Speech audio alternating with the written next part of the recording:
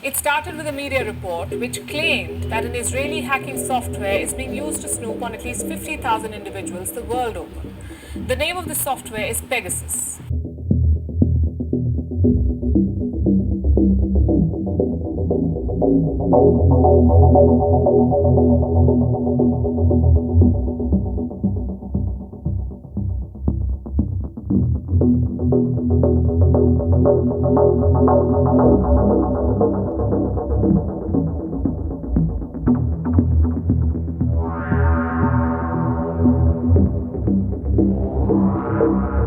This is everywhere. This is an industry that should not exist. We're seeing what the NSO group, which is sort of famous of these guys, is up to.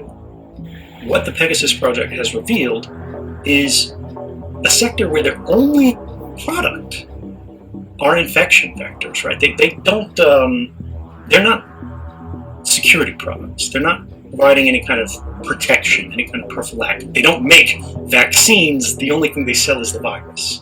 नमस्कार, मैं शिराज। विश्व का software का hub कहे जाने वाले भारत में आजकल एक सॉफ्टवेयर की धूम मची हुई है, पेगासस।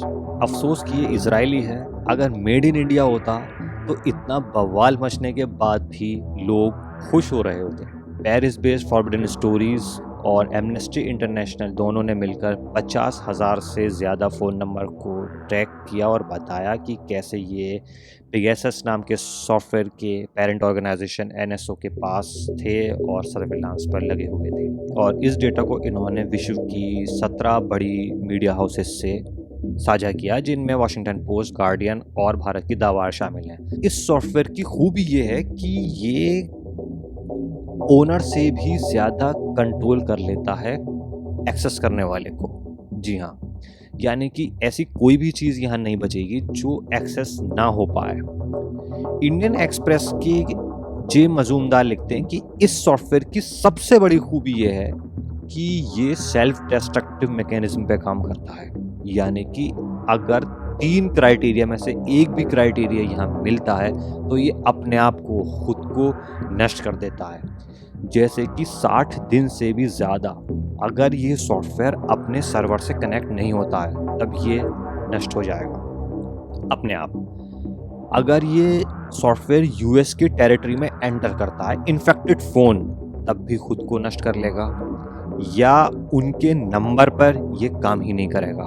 और सबसे बड़ी बात, अगर इसे लगता है कि ये एक्सपोज होने वाला है तो भी नष्ट हो जाएगा। इसलिए इसे ट्रैक कर पाना, इसे बता पाना फॉरेंसिक लैब में बहुत मुश्किल है। अब एनएसओ कंपनी कहती है कि ये सरकारों को बेचती है, सिर्फ सरकारों को, जो टेररिज्म को ख़त्म करने का एक काम करे। अब सरकार की मुश्किल ये है कि या तो वो ये मान ले कि उसके पास है।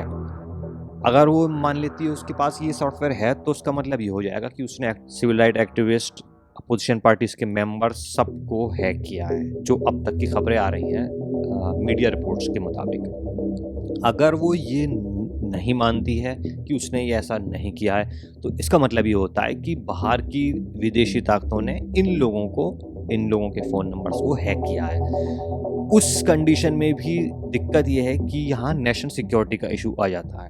अब तक प्राइवेसी का इशू था, अब नेशनल सिक्योरिटी का इशू आ जाता है। यहाँ प्रॉब्लम ये है कि जो सरकार नेशनल सिक्योरिटी को इतनी तवज्जो देती है उसके कार्यकाल में ये हुआ, तो ये दोनों तरफ से एक तरीके से फंसी हुई एक बात सामने आती है। यही कारण है कि सरकार साफ तौर पे ये नहीं कह पा रही है कि उसके पास ये सॉफ्टवेयर है या नहीं है, चाहे वो पार्लियामेंट की बात हो या मिनिस्ट्री ऑफ एक्सटर्नल अफेयर्स की मीटिंग। अब ज़रा ये सोचिए कि अगर ये सॉफ्टवेयर इजराइल का ना होके इस सॉफ्टवेयर का ताल्लुक कनेक्शन चाइना से होता, क्या तब भी हमारी सरकार का यही रवैया होता? क्या तब भी नेशनल सिक्योरिटी की बात नहीं करती सरकार? क्या तब भी वेस्टर्न कंट्रीज़ का यही रवैया होता? जैसे हम बाइडेन एडमिनिस्ट्रेशन को हमने देखा कितना लाइटली लिया उन्होंने। क्या तब भी सरकार एक स्टेटमेंट जारी करती जिस पे साइन ही ना होते किसी ऑफिशियल के या किसी मिनिस्टर के? लेकिन अफसोस, दुनिया की बड़ी डेमोक्रेसी कही जाने वाली जो कंट्री हैं वहाँ से इस तरीके के सॉफ्टवेयर आ रहे हैं, ना कि अथॉरिटेरियन स्टेट चाइना और कोरिया जैसी जगहों से।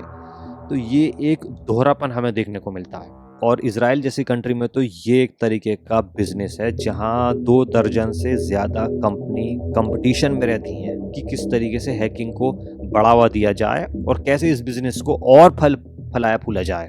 वर्ल्ड के टॉप टेक्नोलॉजिस्ट रोनाल्ड रीबर्ट ने अपनी किताब रीसेट में बताया है कि भारत उन देशों में शामिल है जो इस सॉफ्टवेयर को सबसे ज़्यादा यूज़ करता है, जहां इसका यूसेज सबसे ज़्यादा है।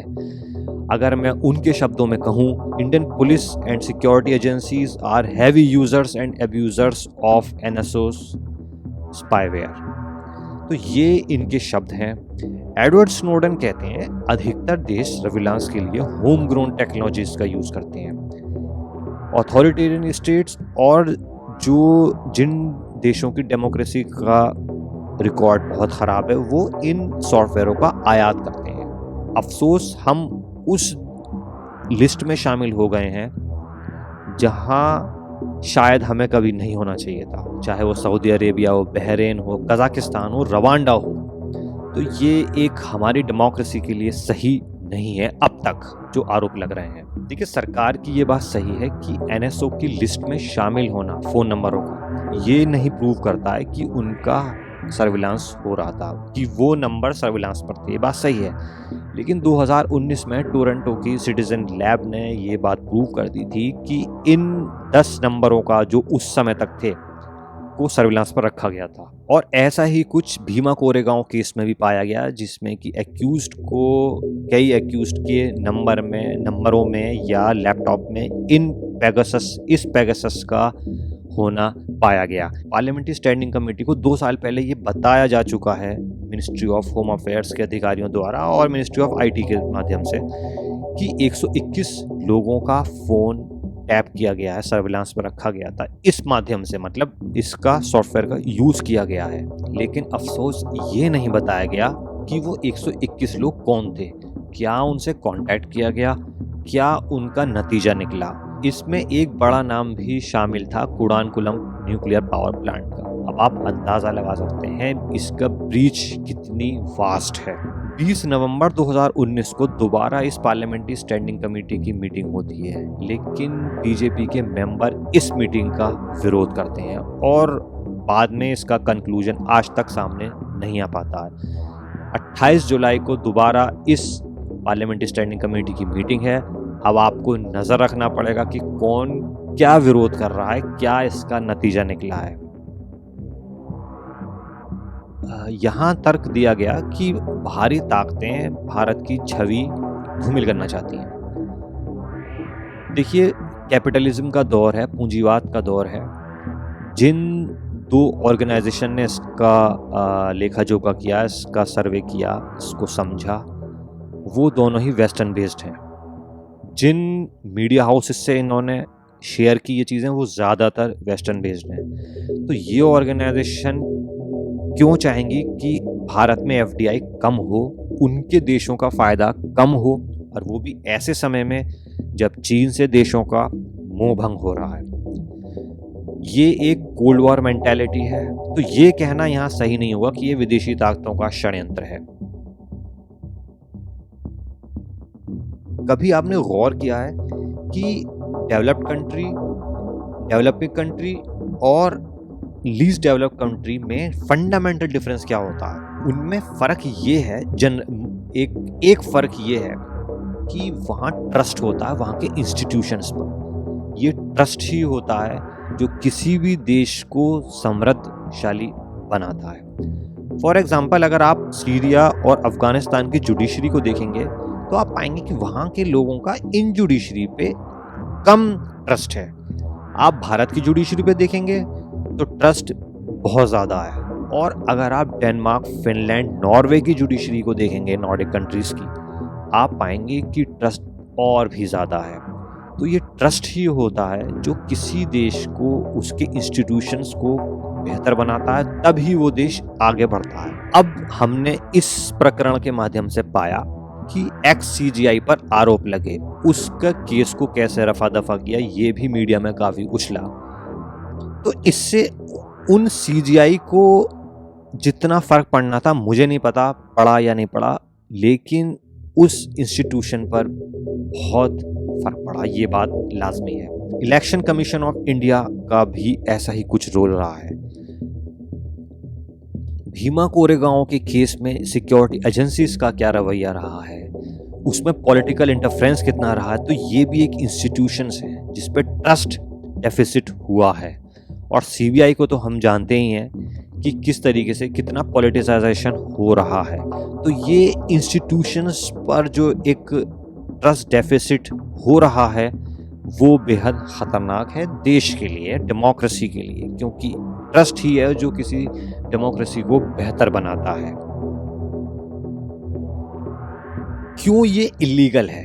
देखिए, 9 जजों की बेंच ने 2017 में के.एस. पुट्टास्वामी के केस में सुप्रीम कोर्ट ने साफ तौर पे कहा कि सर्विलांस किया तो जा सकता है, लेकिन उसके लिए आपको 3 शर्तें पूरी करनी होंगी, यानी कि 3 क्राइटेरिया है। नंबर 1 कि ये लॉ के अकॉर्डिंग होना चाहिए, जैसे कि section 92 of the CrPC act, telegraph act और section 69 of the IT act.